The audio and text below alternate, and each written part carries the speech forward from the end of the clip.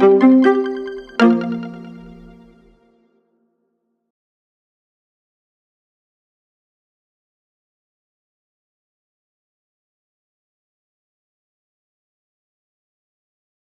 have one thing in common here, all of us, and it's that at some point in our lives, we have been, we are, or we're going to be patients. And when that time comes, we want to make sure the team treating us, the team of nurses or physicians treating us, are the best prepared they can be. And there's no better place to start that than the university. It's in your hands. When you are at the bedside of the patient, it's already too late. This is an example. This is Julia. She's 65 years old. She arrives at the emergency department. She slipped, bumped her head, but she's conscious. She's happy. She looks well, a little bit fat here in the middle, but she's okay otherwise. And young Dr. Alvira, who knows a lot, just recently graduated, says, okay, but you know, you bumped your head, you're not that young anymore. Just go in the emergency room for observation and I'll order a CT scan.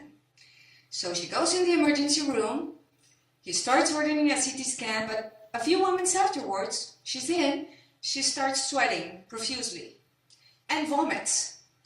And young Dr. Alvira says, oh, her head bump is worsening. Maybe she has a hematoma. So I'm going to call a neurologist and I'm going to rush her to that CT scan. Unfortunately, Julia suffers a massive heart attack.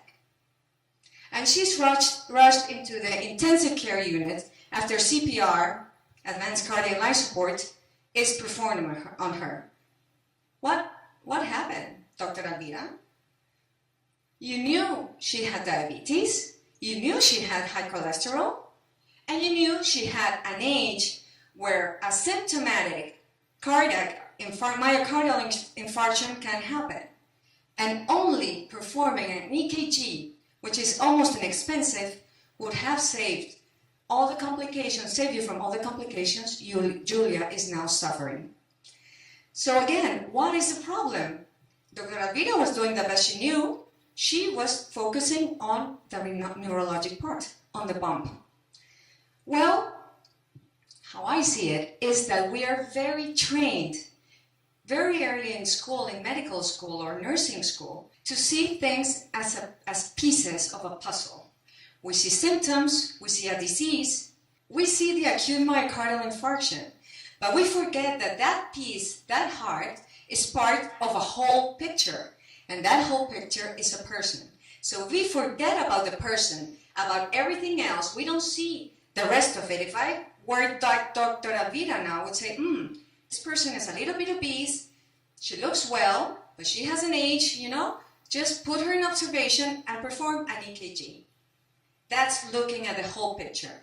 And that mentality cannot wait until you're facing a patient because Julia will suffer. You have to broaden the student's mind very early into their education. And that's our responsibility as we speak, publishers, your responsibility as teachers, as tutors, as colleagues, right? This relates more to when you're a student. Is a heart just a heart? Yeah, when I study anatomy, it is just a heart, right? Veins and ventricles and valves. But doesn't it have an embryology? Part of it, or anatomy, it does, certainly. Histology, yeah, sure. Biology, of course it does. Pathology, physiology, you can name it all. But it's all in one heart. So why view it just as a heart? Again, we're looking at the pieces. We're not looking at the big picture. We're missing Julia. We're seeing the bump in her head. Fortunately, there are solutions. And as I see it, well, some solutions could be this, but before that, some solutions could be expose students very early into their lives into patients. We, as leaders of information, have the responsibility to deliver content in a way can be used so that things like Julia's case don't happen. And this is where clinical tools come in hand, right? So you have information joined with technology, joined with advanced tools to give all this whole picture, and something that I've heard before, multidisciplinary, vertically integrated learning. But it's very focused in the student-based learning. I mean, they have to be able to grasp that technology, to use that technology, to grasp the knowledge, to obtain a multidisciplinary, vertically integrated learning. This is the closer it can get to real life if you don't have a patient in front saying, I heard here, but I have other things. A clinical tool has to be dynamic, has to be very complete. And these are some of the features that I would like you to remember of how I see clinical tools now. If I were a student, what would I like to have, right? Has to have abundant, varied content. This means not only a lot of books, a lot of journals, but a lot of types of contents. Images, guidelines, drug monographs, patient education, videos, everything integrated. It has to have, as you know, valuable content, reliable sources, that whenever you look at it, you know you're looking at the right thing, that you're not scared to make a decision on what you read. It has to be multidisciplinary. It has to go across disciplines. Sometimes when I'm doing training to physicians, I train on some of our tools, and they're surprised because I look up at, for example, vertebroplasty. I'm at the radiology department, and they find an answer in a pain journal. Would they have looked initially in a pain journal? Probably not. But why do we care so much where the answers come from? The important is the answer. So this is where multidisciplinarity comes in handy. We break the borders of the books, and that's important. It has to facilitate problem-based learning. We are not focusing on the myocardial infarction. We're focusing on Julia. And she has problems. She has a weight problem. She has a diabetes problem that can lead to the eventual outcome that she had. Well, we have to stop there. So when you have tools where you can search by symptoms, by patient demographics, well, it closes what it's in the books. It reaches out to what you face in reality. I'm not searching here for myocardial infarction. I'm searching for 65-year-old woman with nausea and chest pain. That's clinical settings. Again, then you can narrow by something that it's put into practical without going out of the search. This is flexibility, transversality again. It has to promote critical thinking. We have to make our students and us think critically on what they're reading. We cannot give everyone just a summary of things. That's good when you have a movie, summarize The Lord of the Rings, which is endless, yes, but not when you have Julia on the bedside, right?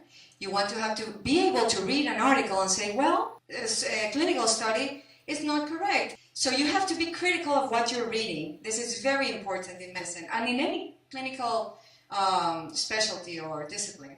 And also have the possibility also to have the summaries, because not always you can go deep into the clinical trial, the phase 3 trial, or the meta-analysis to look into the details. Maybe you just want the summaries of consolidated evidence. You're at the bedside and you want to search for quick information.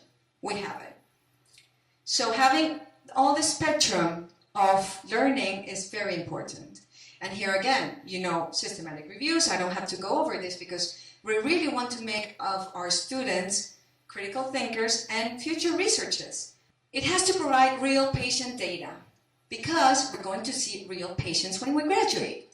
So having, again, 66-year-old woman was admitted, these things we can relate to, their clinical cases. Also we have imaginary. Learning through different types of contents consolidates learning much better, or acquiring knowledge. It's much better, it's much easier. So being able to go to the video, then to the source, from the image, back to the book, from the journal, multidisciplinary transfers or vertical learning is definitely one of the key points of a clinical tool. Help improve diagnostic skills. We all want to be better clinicians, right? And if we don't have Julia in front of us when she's not sick, and listening to her heart, measuring her blood pressure, then we want to be able to have something that does that for us or that helps us understand. Again, we have the clinical presentation. We can search with different terms. So again, this is a way of searching. I'm not searching for, I don't know, Nelson textbook of pediatrics and then going into the book to see where I can find the clinical presentation. No, I type the words, and I get the information. That's point of care. That's what we want. Point of care is not only at the bedside. I'm caring everywhere. I always care because I'm a physician and we should care. So again, having the videos from the brown wall to understand what is Kussmaul sign, how does it look like? I never knew what it was. I don't even know how you write it. Now that I see this, I'm like, okay, this is something I understand. And when I see it in a patient, I'll know how it looks like. So real patient data helps improve our clinical diagnostic skills. Easy to use, of course, flexible search. You can use natural language. We don't want to know, we don't have to think of, oh, do I use this word? Do I use this term? Do I use booleans and or? No, just write, type it. Communicate with patients. You have the information.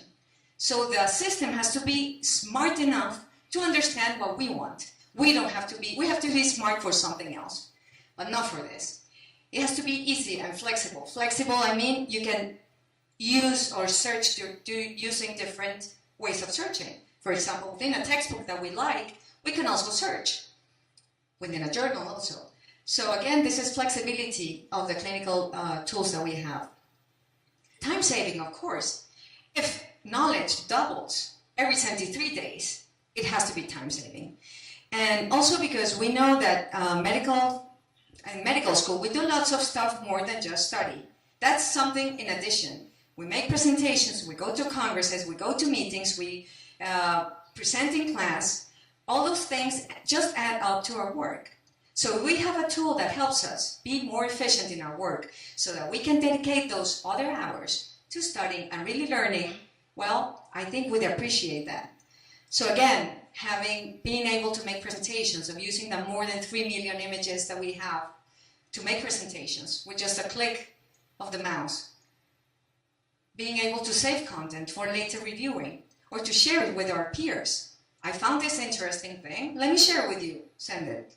I found this interesting group of things, share the tag. And it has to be mobile. And we're mobile, all of you are mobile. We go from one hospital to another, we go from one country to another. So information has to go with us, and it cannot stay on a shelf or in the computer someplace static. It has to move with us. So mobility, so that we can have access to information 24 hours a day, 7 days a week, right? So this is the future. Well, this is the now, not the future. This is the now. This is how we see it. Yes, books are still a big part of education, but we have it. We have it all. We have it inside, right? They will hurt your back much less because you don't have to carry them. So we want to move from this to this, because this is the future of our students who are going to be beside Julia, saying, okay, Julia, I know you have a bump in your head, but you also have this and this. So let me just check for this, because I'm seeing the whole picture. I'm not seeing just the puzzle. And we want to avoid this.